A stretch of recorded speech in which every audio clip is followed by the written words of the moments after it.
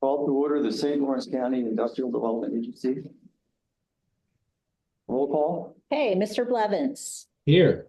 Mr. Hall. Here. Mr. LaBath.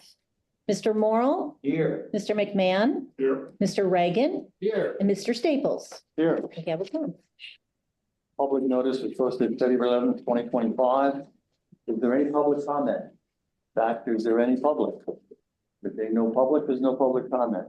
Do I have a motion to approve the minutes of the December 18th, 2024 meeting? So moved. Move. Second. It's been moved and seconded. All in favor? Aye. All opposed?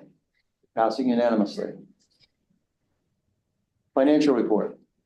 There are no specific financial reports. A couple of things to highlight. All of your QuickBooks files have been uploaded to the new auditors as of February 6th. So they are in the process of working on our audit. We will be scheduling an audit committee entrance meeting very soon. All of your ARPA funding was completed at the end of last year, and your end of the year reports have been sent to the county on time. I have a question about uploading the QuickBooks. Is some accounting firms like specific kind of accounting records methodology?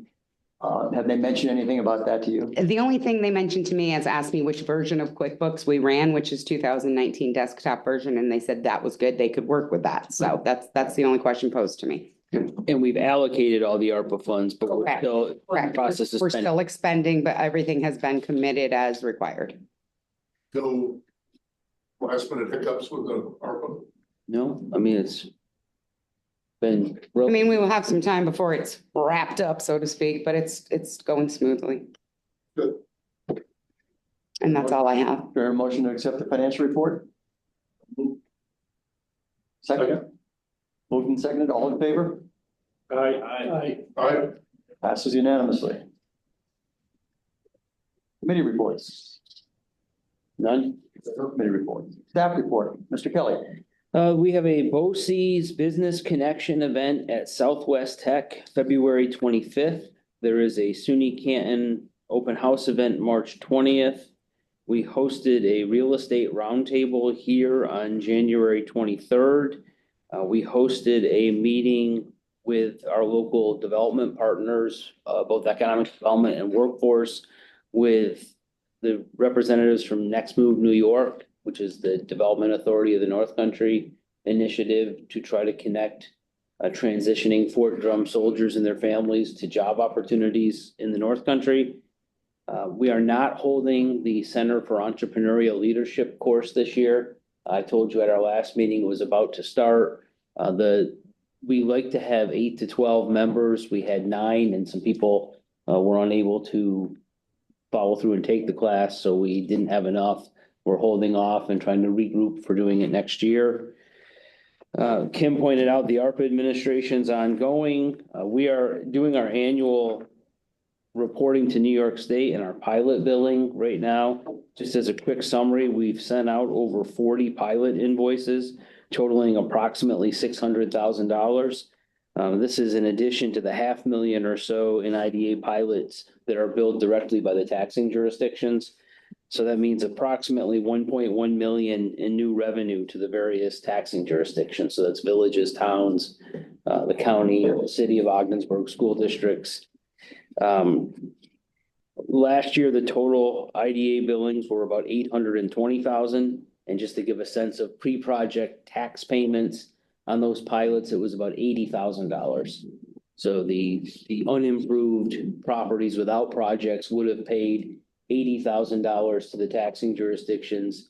They're still paying that, plus last year, $820,000 in pilot payments. And this year, that pilot figure is 1.1 million. So that in terms of and this will all be in our annual report. The first couple pages are typically a graphical breakdown of this impact, but just be aware that's all over the county. You know, I won't say every jurisdiction, but certainly spread far and wide. And that leads to our annual reporting to New York State through the Public Authorities Reporting Information System. So the beginning of the year is this unique time because, as Kim pointed out, we have our financial audits, which are due by the end of March. Also due by the end of March, our annual reports to New York State. They go to the authority's budget office, they go to the office of the comptroller, they go to St. Lawrence County. We've got over 100 projects that we're reporting on. So we connect with the project applicants and the companies on job levels, progress on their projects, performance in general. And as you know, in March, we'll have another meeting where we bring you together and have the summary report. Where we assess the project's progress over the past year. In that project count, are the ARPA projects No. are listed? No, Okay. no, that's IDA pilots, sales and use tax exemptions, LDC loans, bonds. That is sort of our core project activity. ARPA's above and beyond that. Now, there's some overlap, obviously, some of the ARPA recipients, but that 100 figure does not include ARPA. Thank you. We're gonna have a governance committee meeting next month as well, just as a heads up to the governance members. That's it. Any further questions? The real estate roundtable, I know when you first started, there was some pretty good reaction. Are we still getting?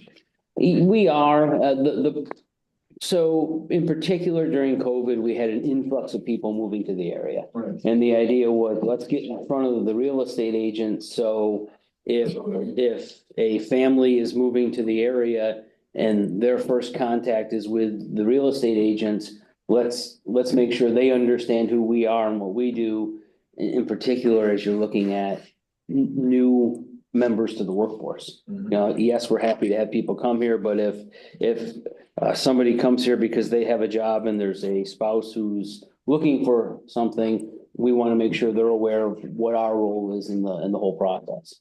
And I think they've been well received, and it's helped. We're co-marketing properties now, which is more direct, but indirectly, we're also building that relationship with the real estate agents. And we're still getting good turnout to the event. Yeah, this one. I guess is what I was asking.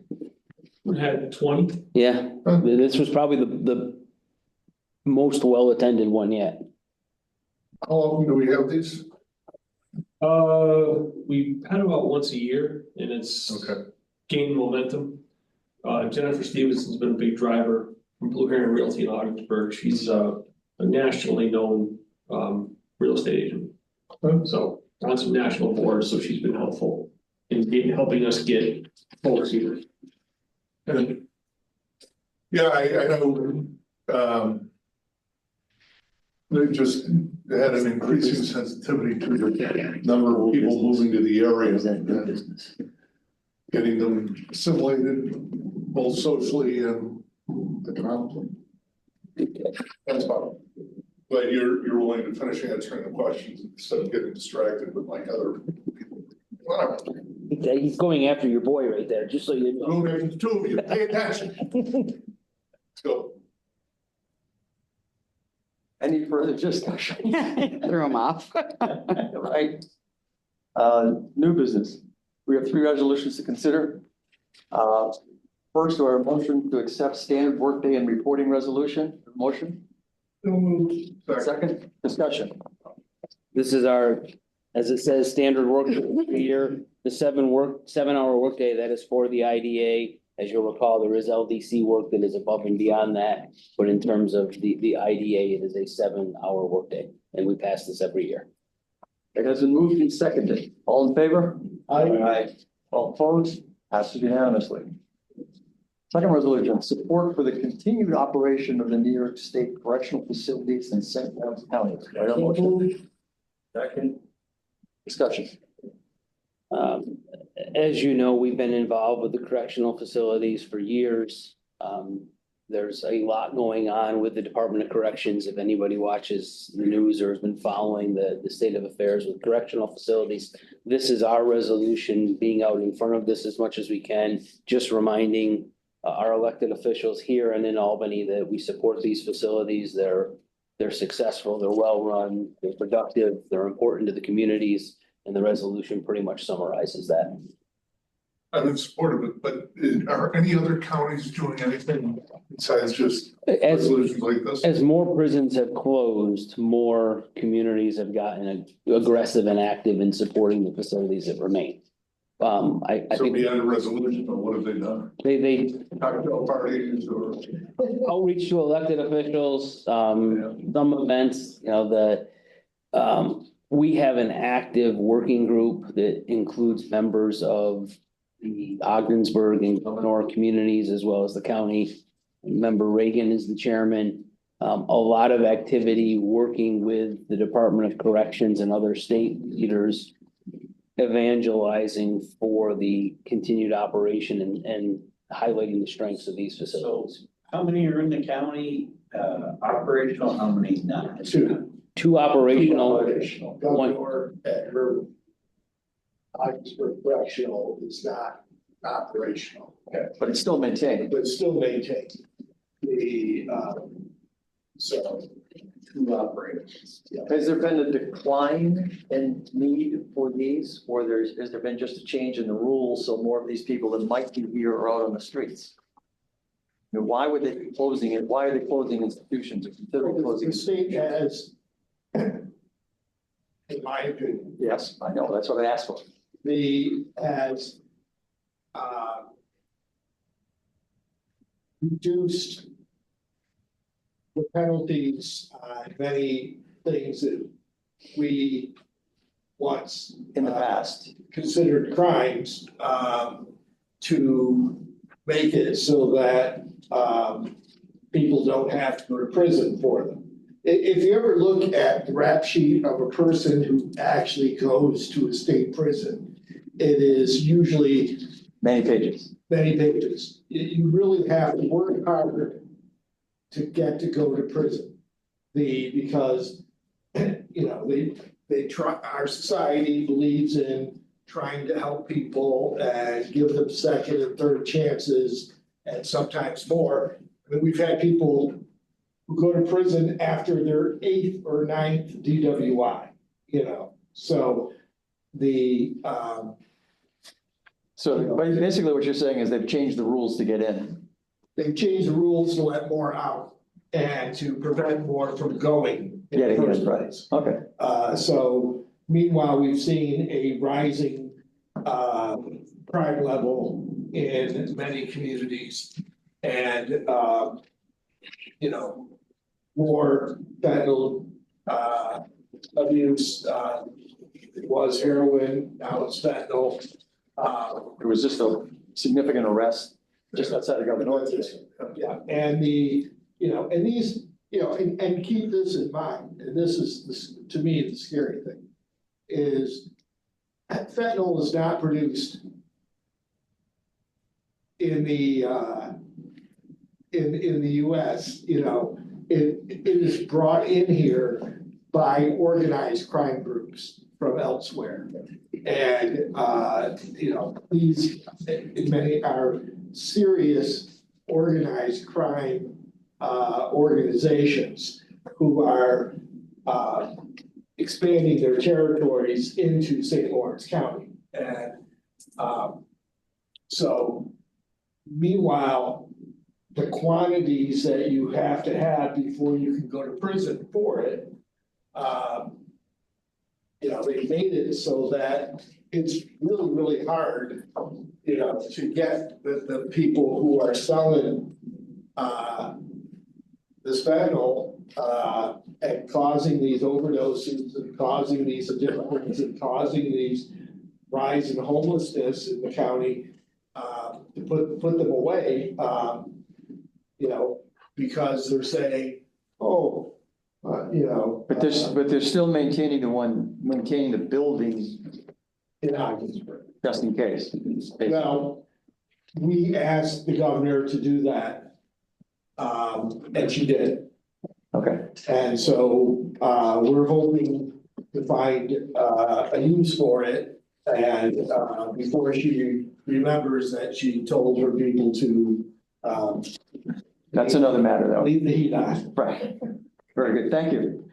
All in favor of that resolution? Passes unanimously. Third resolution, St. Lawrence Studs, DBA bent beam moving project modification resolution. Do I hear a motion? So, Second. Been moved and seconded, discussion? Just bring your attention to Exhibit A on page 11. The only modification is increasing extending the expiration date for the project from the end of 24 to June 30th of 2025. Not increasing the amount of the exemption, just, They've had construction consultants. yeah, All the financing seems to be in place. it's coming together. And you're comfortable with all the partners involved? Yeah. Been moved and seconded, discussed, all in favor? Aye. All opposed? Passes unanimously. Is there a need for an executive? There is, yes. So moved. And the purpose of the executive session is to discuss the financial credit history of specific companies.